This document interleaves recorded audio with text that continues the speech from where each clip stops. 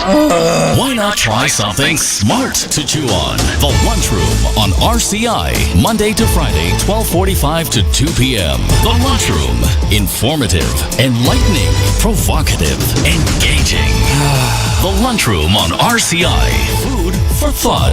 The station that gives you, more lunch.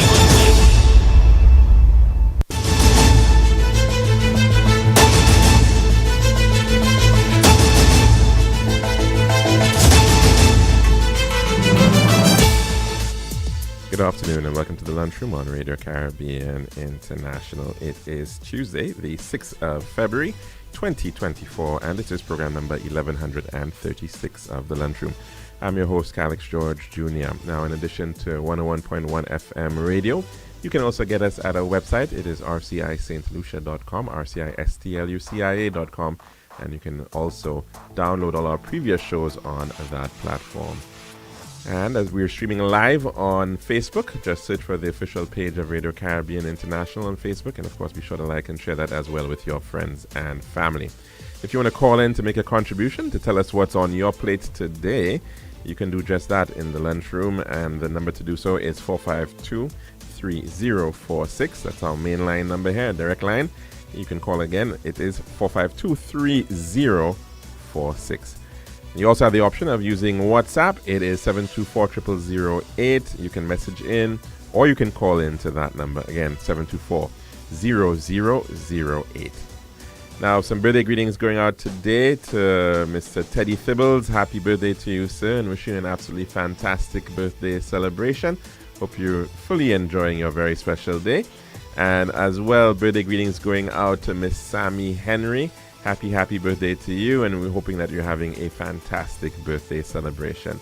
And of course, to all those who are celebrating on this very, very special day, we do hope that you're having a great one indeed.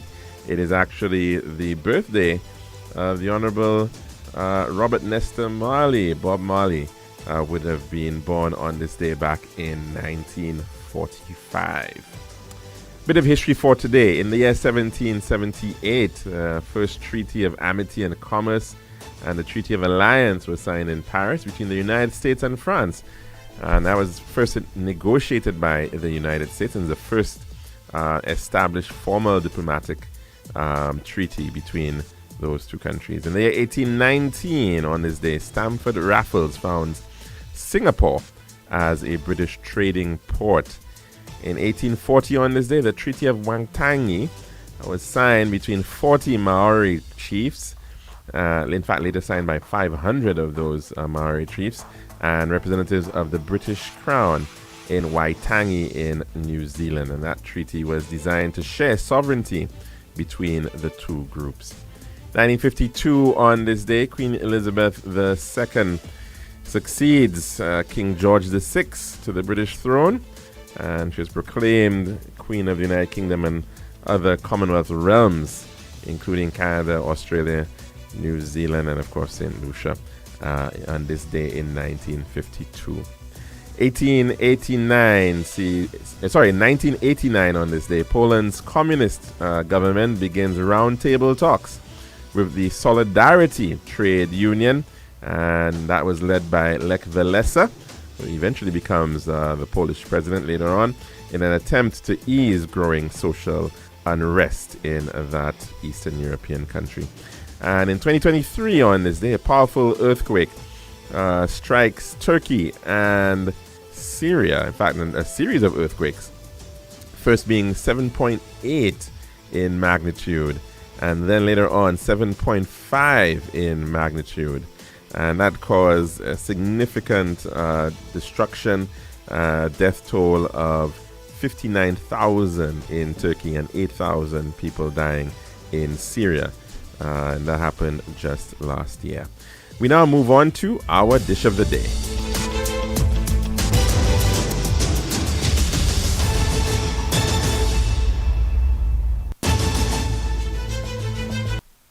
The Daily Dish is brought to you with the kind compliments of our good friends at Tiles Plus. One tiles for your home, I see. Bathroom, kitchen, pantry. Need tiles for your balcony. Come down to Tiles Plus, satisfaction guarantee. Tiles Plus, Tiles Plus, Tiles Plus. Big tiles with unbeatable cost. Customer service come down to Tax Plus. We also glad gas and vanity. Box, dos, you'll see. Come down, don't mind nobody, we got the best as an island. Trust me. We are located Land Street in Castries, Bosses Grozile, and Flag Street in Beaufort. Telephone number 453-7939. Tax Plus. Serving now, the Daily Dish. And welcome back to the lunchroom here at Radio Caribbean International. Now, of course, we've been hearing quite a bit on the matter of crime and the issues with respect to tackling crime, violent crime, which has in fact been perhaps one of the most pressing issues being faced by the country at this time. And of course, hearing of thus far 11 homicides for the year 2024. Unfortunately, quite often we don't hear of the positives in terms of the number of perhaps young businesses, youth-owned businesses, which have started up for the year 2024, and for other positives that are quite often happening very much behind the scenes and are not getting the kind of real focus that perhaps should be provided as well. And in fact, today, the Youth Economy Agency, in collaboration with the Caribbean Development Bank, they had a project launch in which they were identifying this major step along that route in terms of development and expanding the youth economy.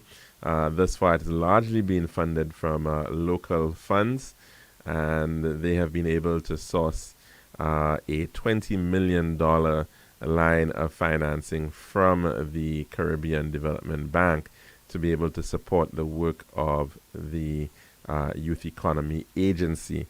And that fund, I think the aim is, in fact, over the next 14 months to be able to assist 3,000 entrepreneurs or MSMEs in getting started, in getting off the ground, getting into production, providing services. And that is taking the form of grant financing as well as loan financing, as well as capacity building by way of training and support in many areas of business management and customer service, and other areas of support, food safety, for instance, for those in the food and beverage sector.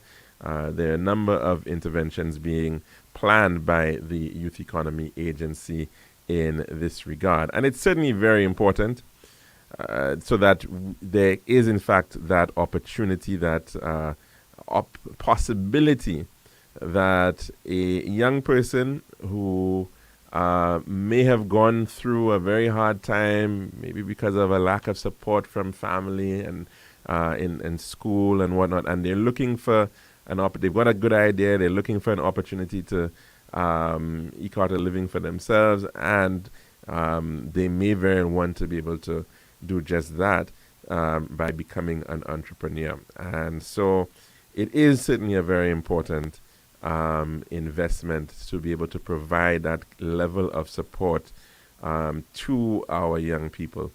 In the case of the United States of America, in the case of many other countries around the world, there's so many other avenues by which individuals can seek out support, and in terms of business development, in terms of accelerator programs, and having their incubator programs being available, providing free space for those businesses to actually operate out of, providing grants for the development of keeping those businesses running, and sometimes these businesses are not generating any money, but they may just be literally coming up with an idea, developing something that may very well become this magical, successful business in a few years' time. And so in the case of the United States, they're very big on providing those types of avenues, venture capital,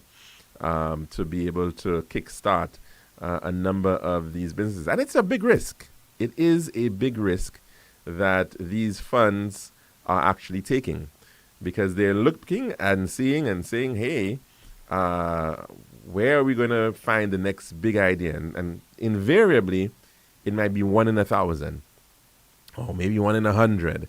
But you're still taking a significant risk by saying that, look, there are a lot of these others that you may have to invest in, but you want to be able to find that one and be able to say that, look, yes, that is going to be on a really important scale of exponential growth, and is going to become the next big thing. And so it is important that we give our youth opportunities to be able to dream, to be able to see how they can realize some dreams that they have. And of course, some of the dreams might not be very well thought out, to the extent that it may very well mean that their business might fail within a couple of months, or it might fail within a year's time. But that's part of that learning process. It's part of getting their feet wet and getting them into the mold of thinking in a certain way and a certain direction, and seeing opportunities and learning from the mistakes that they will inevitably be making. And so there may very well be within that mix somewhere there of after spending $20 million, you may very well find that after 3,000 companies being supported, or 3,000 entrepreneurs, many of them will perhaps not end up being in that same company or doing that exact same thing in a year's time, or 2 years' time, or 3 years' time. But they may very well find that they've shifted to another idea.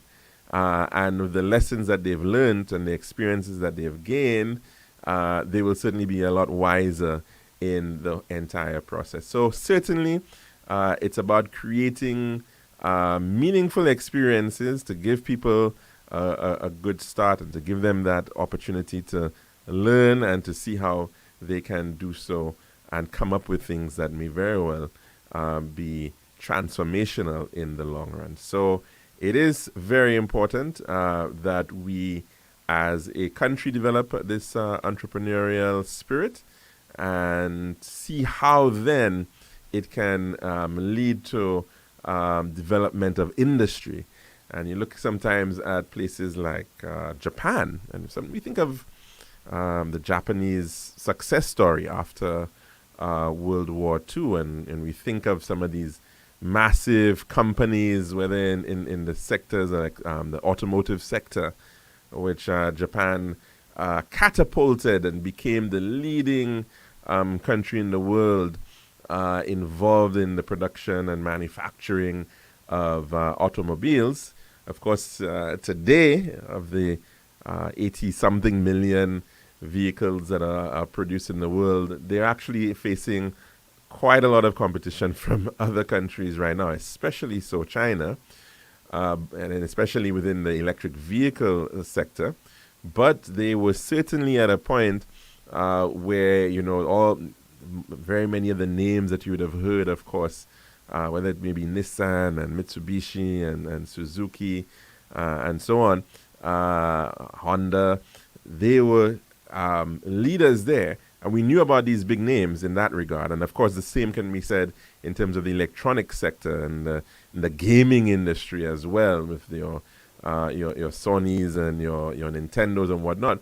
But those companies, these apex companies, in fact, were supported by a pyramid of a number of other suppliers and smaller businesses that were specializing in maybe just producing one element going into a vehicle, or going into the parts supply chain for some of these products.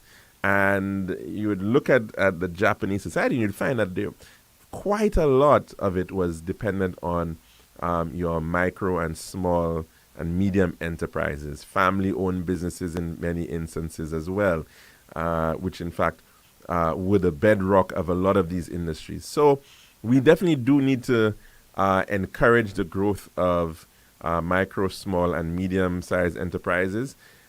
which are usually the bulk of the employment base of many economies around the world, and we have to see how that can be done in a diversity of sectors, not just keying in only to perhaps tourism and food and beverage hospitality, but in other areas where there may very well be scope to be able to do just that. So let's hope that this $20 million injection by the Caribbean Development Bank is going to result in greater hope and opportunities for many young people here in St. Lucia. That's our dish of the day. When we come back, we'll be taking in your calls. This has been The Daily Dish.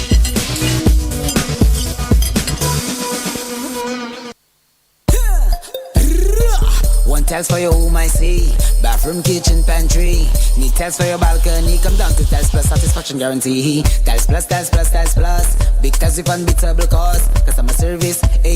With all kind of tiles, come down to Tiles Plus. We also glass, glassware, and vanity. Books, doors, you'll see. Come down to mind nobody. We got the best tiles on island. Trust me. We are located Lance Road in Castries, Bosses Jugosile, and Flag Street in Beaufort. Telephone number 453-7939. Tiles Plus.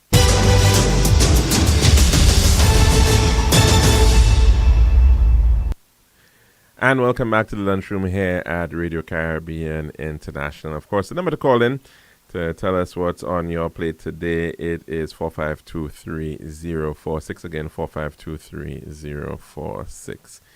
Now, earlier on, yesterday, in fact, we were talking about crime and whether there could be lessons learned from other countries around the world and their own challenges that they are going through.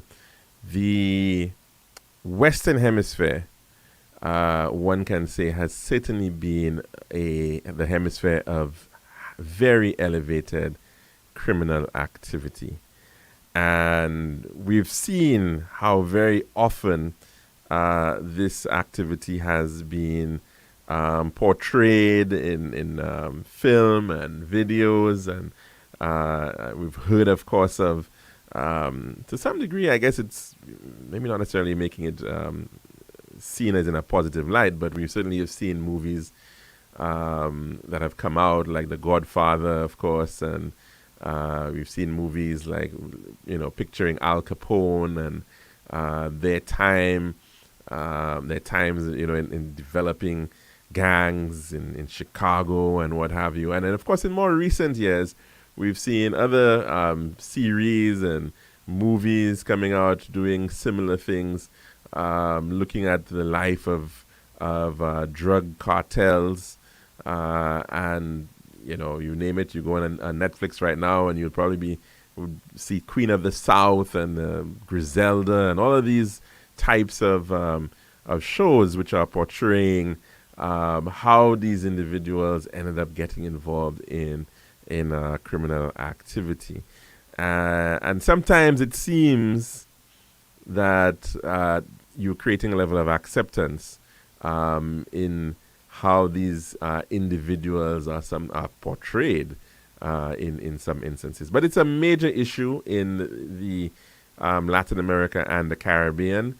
We have found ourselves as part of this trade network, which certainly has been largely based about getting illegal products, as it is, cocaine in particular, out of South America, out of the fields of Colombia and Venezuela and even Ecuador, and getting them into the major markets of the world where there is effectively lots of money, in particular that of the United States, but also into Europe.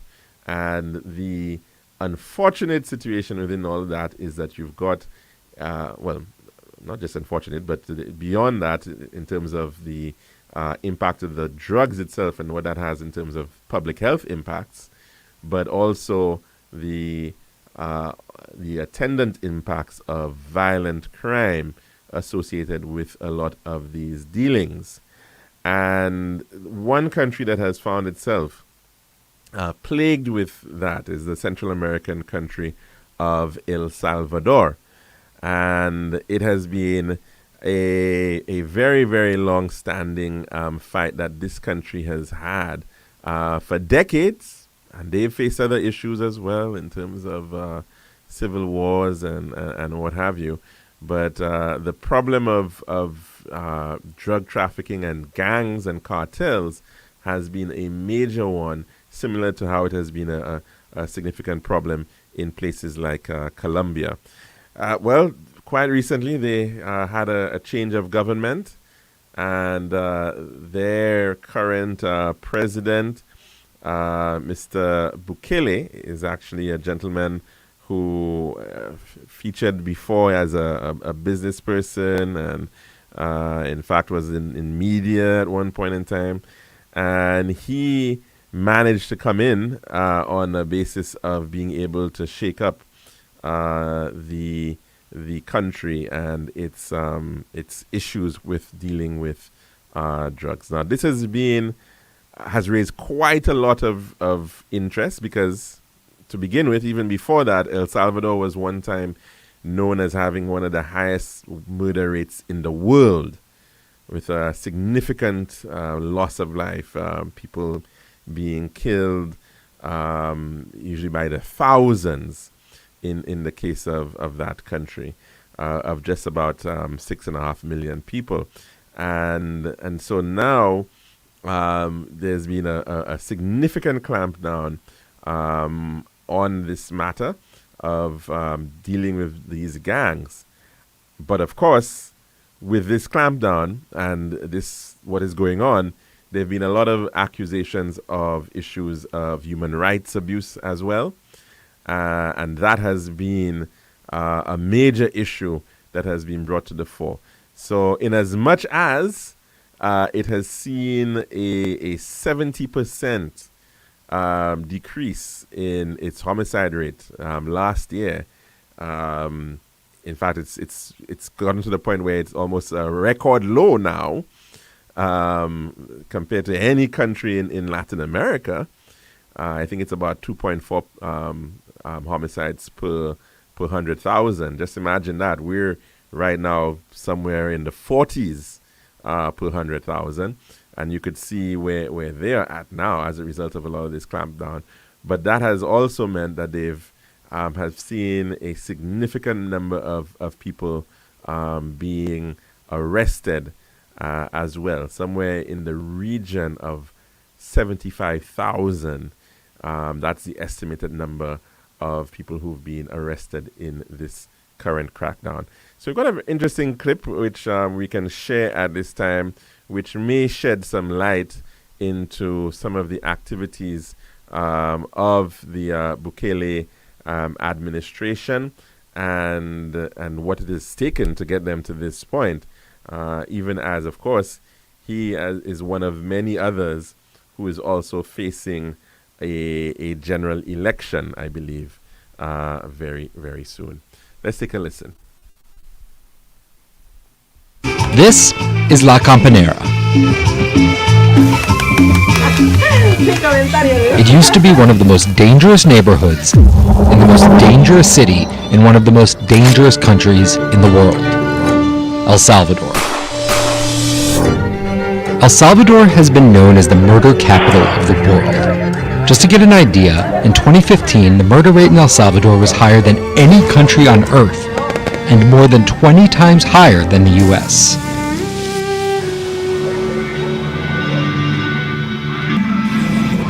But right now, La Campanera feels downright safe, in large part due to a big police presence. En apenas 3 años le hemos cumplido el sueño al país de pasar de ser el país de los países más peligrosos del mundo a ser uno de los países más seguros de la región. Gang-related murders in El Salvador have plummeted to their lowest levels this century, and almost every person attributes it to this man. El Salvador's Nayib Bukele Since coming to power, his tactics have led to the arrest of a higher percentage of its population than any country in the world, 75,000 people and counting. Ya no somos los maras o las maras o los grupos delincuenciales o el país de los muertos, sino que ahora somos El Salvador, este país que ha logrado un milagro total. Most citizens in El Salvador love Bukele, with his approval rating reaching as high as 92%, and the envy of almost every other Latin American leader, who are now starting to emulate his policies. Creo que ya está generando mucha esperanza. Cualquier Estado tiene capacidad de derrotar al crimen organizado, que es el principal enemigo de millones de latinoamericanos. But for some, that miracle comes with a steep cost: civil liberties. Hay una captura masiva de pandilleros y presuntos pandilleros, y hay luego un intercambio, digamos, de esas capturas a partir de la entrega de las libertades. Antes le temíamos a las pandillas, pero ahora le tememos a la autoridad, y eso no tendría que ser. A la autoridad se le tiene que tener respeto, no miedo. The future of El Salvador and Latin America is at a tipping point. Does freedom have to be the price to pay for safety?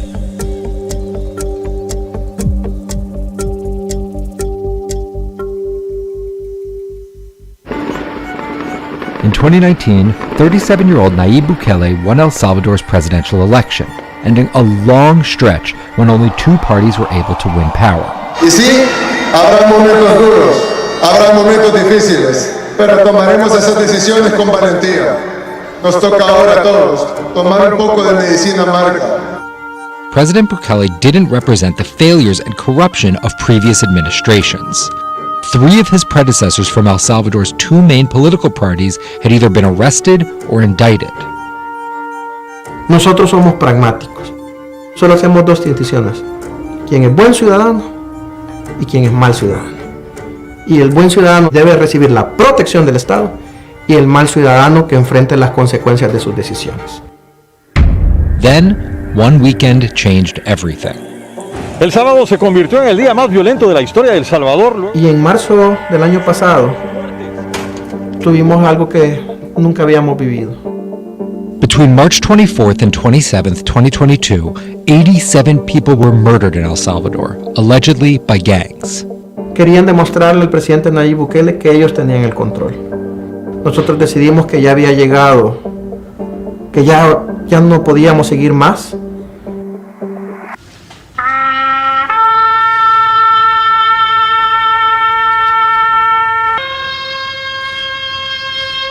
Queda aprobado el proyecto de decreto que contiene régimen de excepción.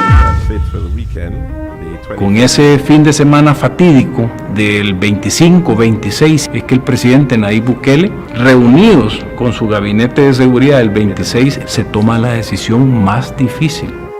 Algunos le han llamado plan contraterritorial, otros le llaman plan de estado de excepción, otros le llaman simplemente plan Bukele.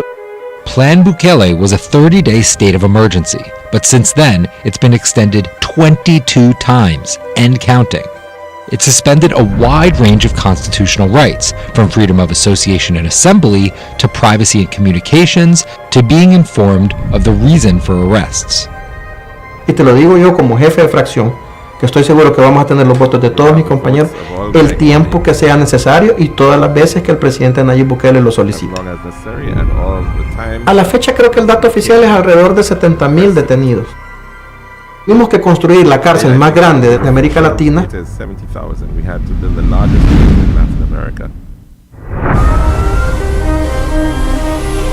The new prison has a capacity of 40,000 inmates. Each cell holds 100 prisoners, all of it being showed off on Bukele's official X account, formerly Twitter. And other countries are taking notes. Muchos países de Latinoamérica están pasando por ese tipo de situaciones. Ecuador is copying not only Bukele's approach on X, but emulating his prisons as well. Entonces, para todos los Bukele lovers, es una cárcel Igualita. Alguna gente dice que eso es un exceso. Yo lo que creo que era exceso era la cantidad de muertos. Para mí era un exceso la cantidad de niñas violadas en El Salvador todos los días. Para mí era un exceso todos los negocios que tenían que pagar extorsión. Para mí esos eran los excesos. And when it comes to the long-term rehabilitation plan for these prisoners, the Bukele administration does not mince words. Un tatuaje muy común entre las pandillas es ponerse 3 puntos aquí.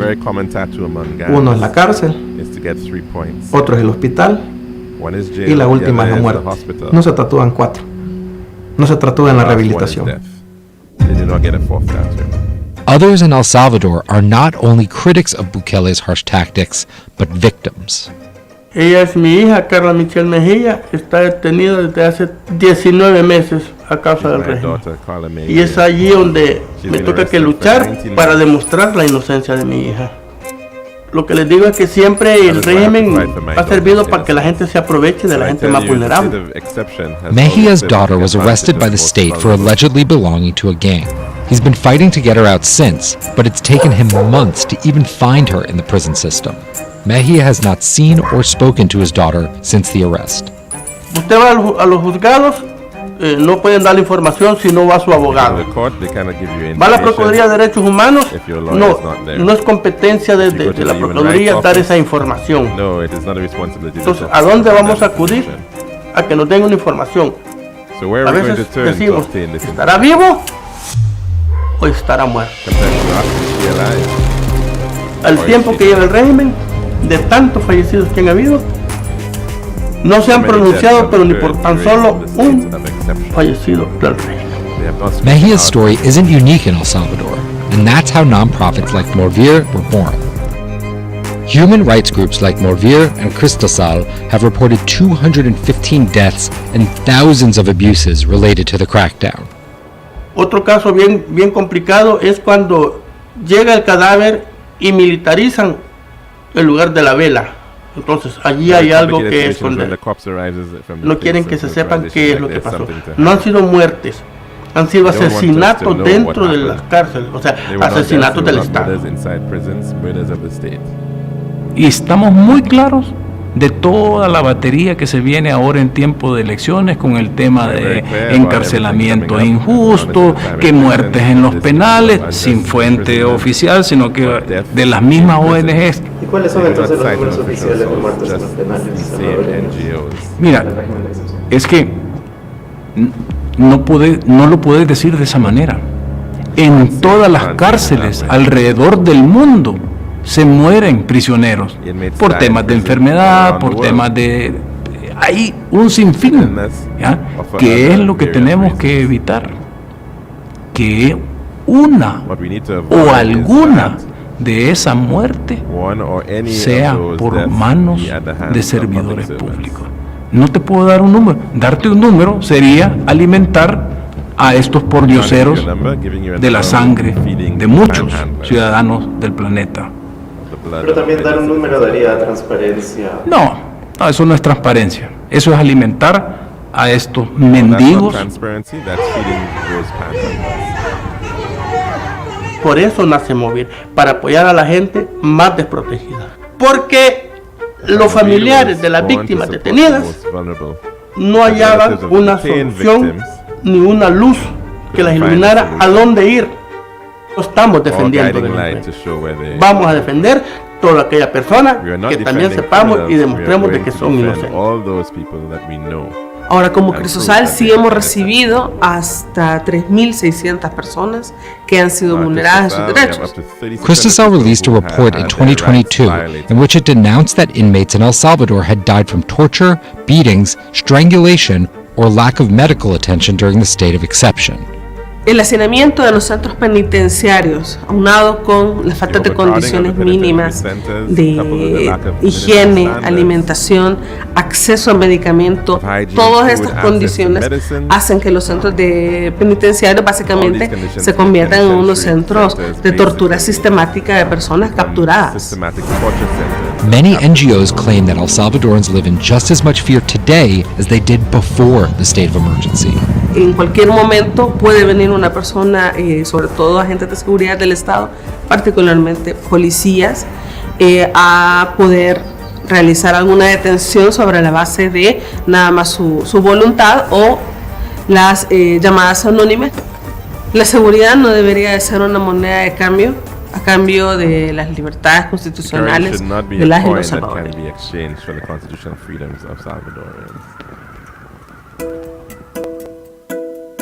Even though re-election is prohibited under the Salvadoran Constitution, the Supreme Court cleared the way for his re-election in 2024. Bukele has also taken a leave of absence from the presidency to campaign. Yo le digo, es que no vamos a ganar. Vamos con la ayuda de Dios a enterrar a Arena.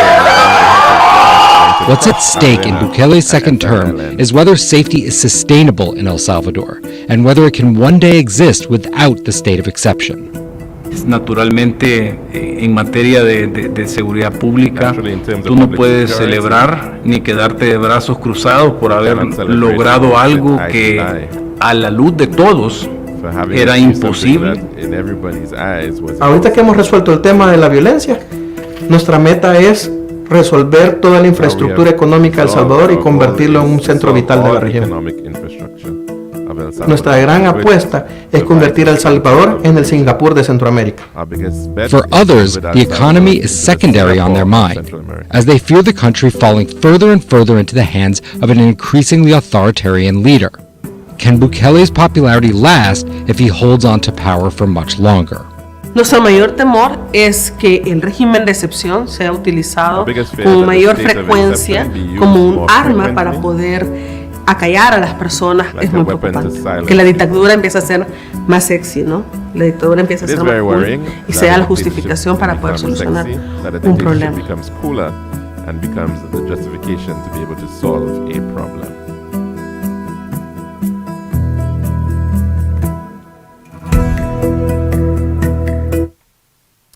And that piece coming from Bloomberg News with a bit of Spanish in there. We were trying to provide some translation, unfortunately. Hope one could have followed. But essentially, the major takeaway, the major struggle balancing between clamping down on crime and what sometimes are seen as the sacrifices in terms of personal freedoms and the matter of human rights. It's a very, very difficult balance to be able to achieve, no doubt, when dealing with crime prevention, especially when taking a very hard-line approach, as we have been seeing in the case of El Salvador. Now, I think we have a call. Did you take it in? Okay, yes, sorry. We're taking a call at this point. Good afternoon. Welcome to the Lunchroom. What's on your plate today? How are you doing, caller? Wonderful.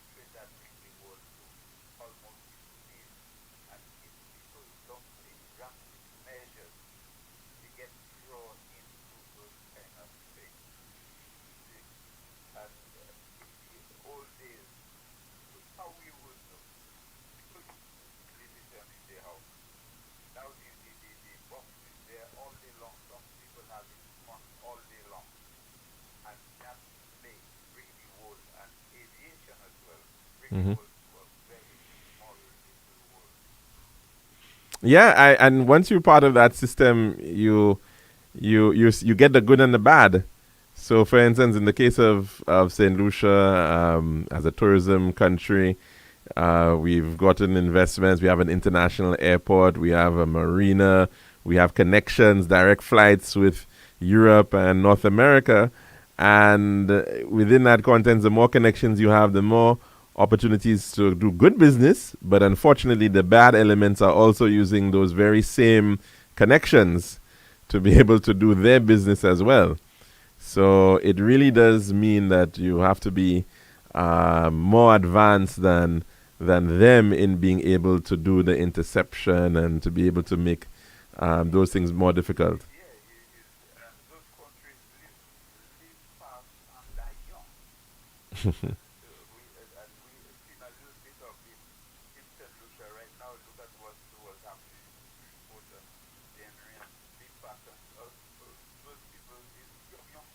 Yeah. Yeah, very, very unfortunately so.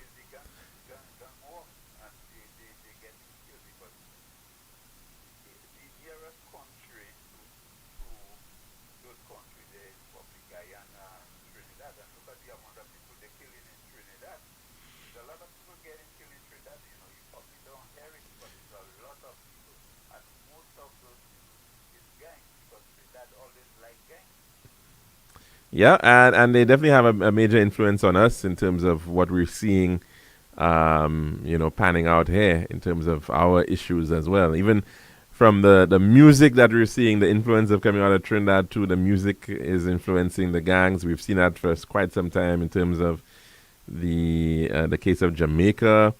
But the influence, yes, certainly in terms of the trade, is certainly coming more from the south and coming from Trinidad as well in that regard. But it's a network, so...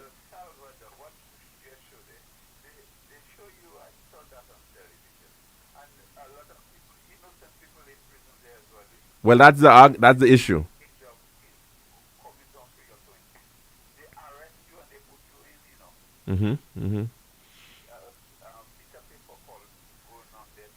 There's a lot of that. You might just be standing up in the wrong location and they're doing a raid, and you might get brought in as well. In another one of those similar videos, a mother was saying that arguing her son is innocent, and he's been in prison for an entire year now. And she's saying she can't understand why it's taking so long for them to prove that he's in fact innocent, because she would have thought it would have taken about 2 weeks to do the investigation, or a maximum of 3 months, and he's still there in prison, and that's the unfortunate fate.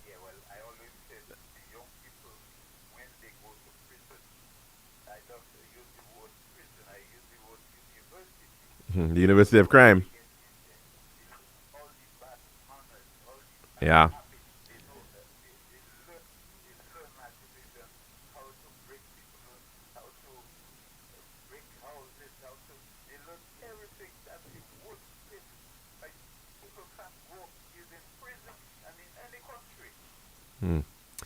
Yep. Well, thanks very much for that intervention, caller. Have a good one and take care. Now we're going to take in our weather report just briefly, and then we'll come back to take in a few more calls. Island style. We got the time to make you go. We got the time to make you say, we'll have to make the right choice. Island style. We got the time that will make you happy. Island style. Oh yeah. We make your dream come alive in Island style. We have tiles and things, sets, pieces and ground. Everything you need is on the outside. For the best price and the latest style, take a little drive down to Island Style Car. We got the time to make you go. We got the time to make you say, quality, price, service, choice. It's all an Island Style. Visit us at our showrooms in Bellarosa, Rodney Bay, on the John Compton Highway, Cass Street, and behind Ruby's Gas Station on the Library Viewfort Highway. So call us on 450-452 or 453-TILE. Island Style Tile and Bath. When you think tile, think Island Style. This is Radio Caribbean International. It's now time for the weather news.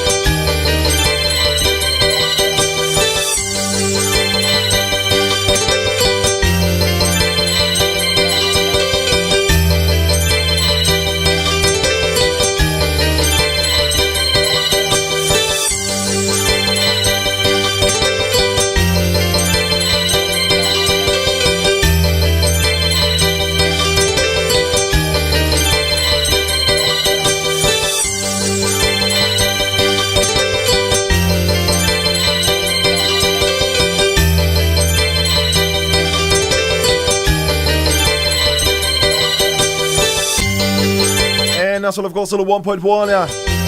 It's now time for a weather report as of 12 noon today, presented by Island Style Talent Bath. The forecast for St. Lucia Valley for the next 24 hours. Winds will be blowing from the southeast near 17 miles per hour or 28 kilometers per hour. The weather affected partly cloudy and hazy. There is an advisory in here which reads smoke operators and sea beavers are advised to exercise caution due to above normal seas. And the forecast for the Lesser Antilles over the northern Leeward Islands. Fair at first, becoming partly cloudy with some scattered showers and a chance of isolated thunderstorms from tomorrow. Elsewhere, generally fair. The weather summary: the Atlantic high pressure system will continue to generate light to moderate southeasterly winds across the eastern Caribbean during the next few days. Moisture and instability associated with a frontal boundary will cause cloudiness, showers, and possibly isolated thunderstorms over the northern portion of the region from tomorrow. A relatively drier and more stable mid to lower atmosphere will persist over the remainder of the Lesser Antilles during the forecast period. And this was your weather report as of 12 noon today, presented by Island Style Talent Bath. This has been RCI's Weather News. For more information, call the Weather Hotline at 454-3452.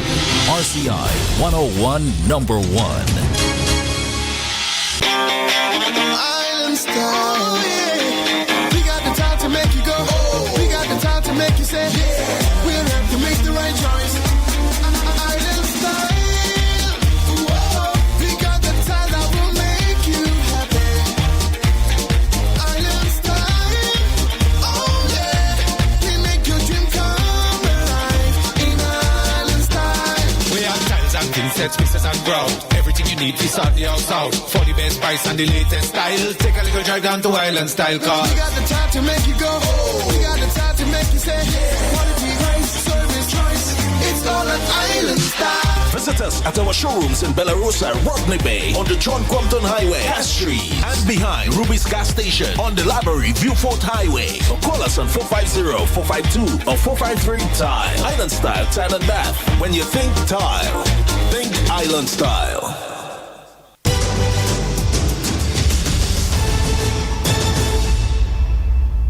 And welcome back to the lunchroom here at Radio Caribbean International. The number to call in if you want to add your voice to the mix and tell us what's on your plate today, that is 452-3046. Again, 452-3046. Just to take a look at crime in El Salvador. It's actually an entire Wikipedia article on this matter. And it's just to share some thoughts on that from this article. Crime in El Salvador has been historically extremely high due to the presence of various gangs. As of 2011, there were an estimated 25,000 gang members at large in El Salvador, with another 43,500 in prison. The best known gangs, called Maras in colloquial Salvadorian Spanish, are Mara Salvatrucha or MS-13 and their rivals 18th Street. Maras are hunted by death squads, including Sombra Negra. Newer rivals include the Rising Mara and Rebels 13. El Salvador is one of the 3 countries of the northern triangle of Central America, along with the neighboring countries of Guatemala and Honduras, which are all afflicted with high levels of violence. The homicide rate in El Salvador has plummeted drastically since the 2022 Salvadoran gang crackdown, which has led the country to have the highest incarceration rate in the world at 1,086 people per every 100,000, with an estimated 1.6% of the country's population said to be currently incarcerated. It's nearly over 1 in 10, nearly 2 in 100, 1 in 50 almost. Persons are in fact in jail. The Salvadoran Civil War, which lasted from 1979 to 1992, and this is a bit of a history of the violence in El Salvador. The Salvadoran Civil War, which lasted from 1979 to 1992, took the lives of approximately 80,000 soldiers and civilians in El Salvador. Throughout the war, nearly half of the country's population fled from violence and poverty, and children were recruited as soldiers by both the military-run government and the guerrilla coup, which is the acronym is FMLN. Hundreds of thousands of Salvadorans relocated to Los Angeles, California. This conflict ended with the Chapultepec Peace Accords, but the violence in El Salvador has not stopped since. Many of those who had relocated to Los Angeles during the war as refugees became involved in gang violence. During this time, the U.S. war on drugs and anti-immigrant politics had been popularized. Following these sentiments, the Illegal Immigration Reform and Immigrant Responsibility Act of 1996 in the United States was passed, which called for deportation of immigrants, documented or undocumented, with criminal records at the end of their jail sentences. Throughout the years following, thousands of Salvadorans had been deported back to El Salvador.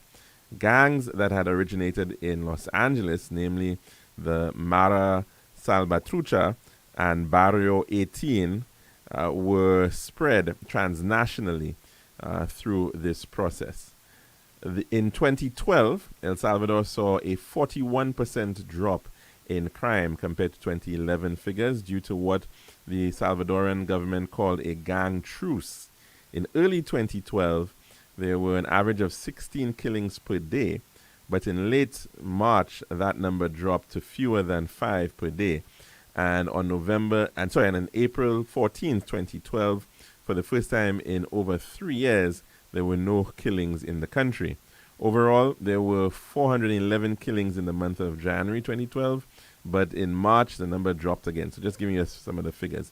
In 2021, the homicide rate reached the lowest it had been since the Salvadoran Civil War ended, with 18 homicides per 100,000.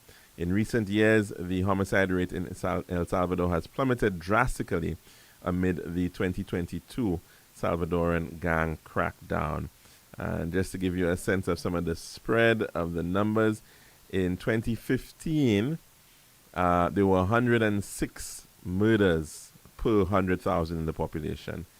That came down in 2016 to 84. It dropped a little bit more in 2017 to 83.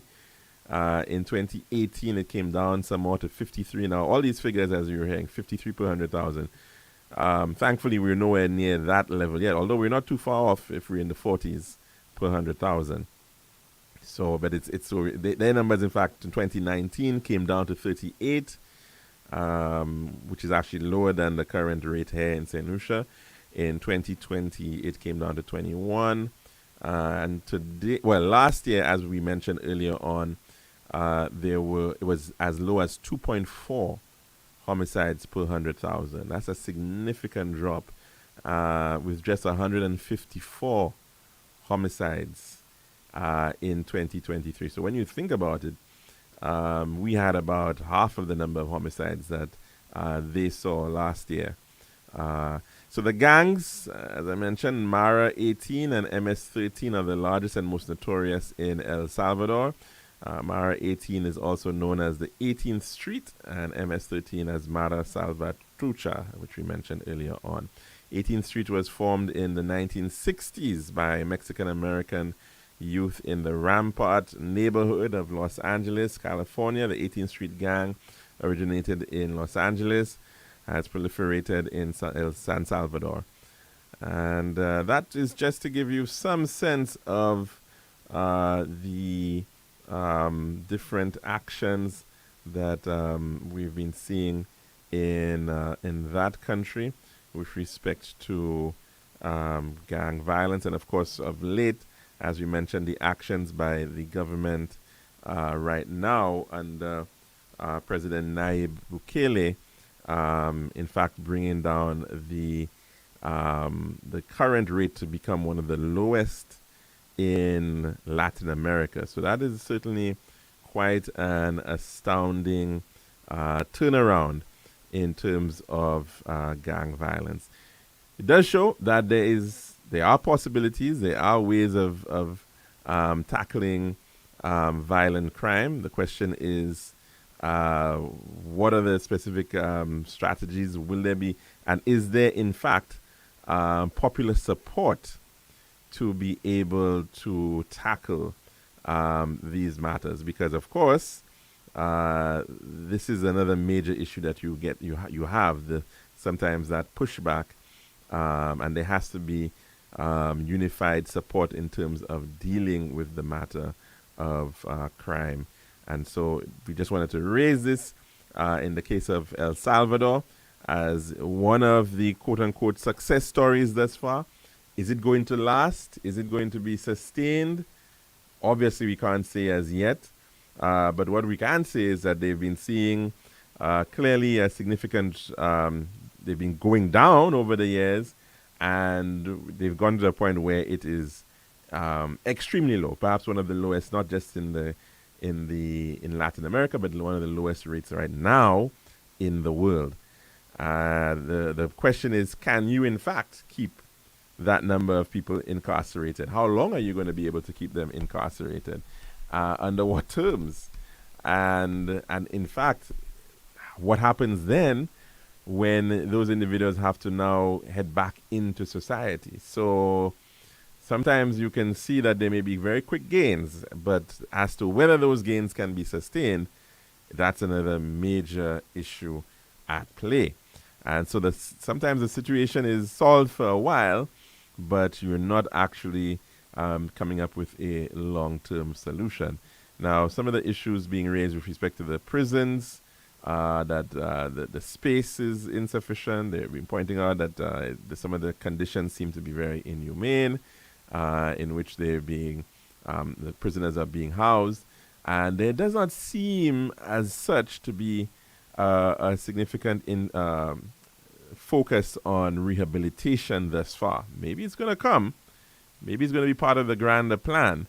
But the action as it is right now by the authorities in El Salvador has largely been to just sort of smother the crime situation, put a lid on it, contain that fire, and ensure that you almost have to put it out. That is what their approach has been. And so it's going to be interesting to see how then, whether it may very well mean sometimes in these sort of situations, whether you find new entrants into that space of illegality, or whether in fact the impact that you've had has actually been sufficient to cut off from the broader society these influences altogether. It may be wishful thinking, but we will have to see and to see maybe what can potentially be utilized from those experiences right here in the Caribbean and, of course, here in St. Lucia. But that's all the time we have today here at the Lunchroom, and we hope that you can join us again tomorrow for another program. I'm your host, Calix George Jr., saying goodbye.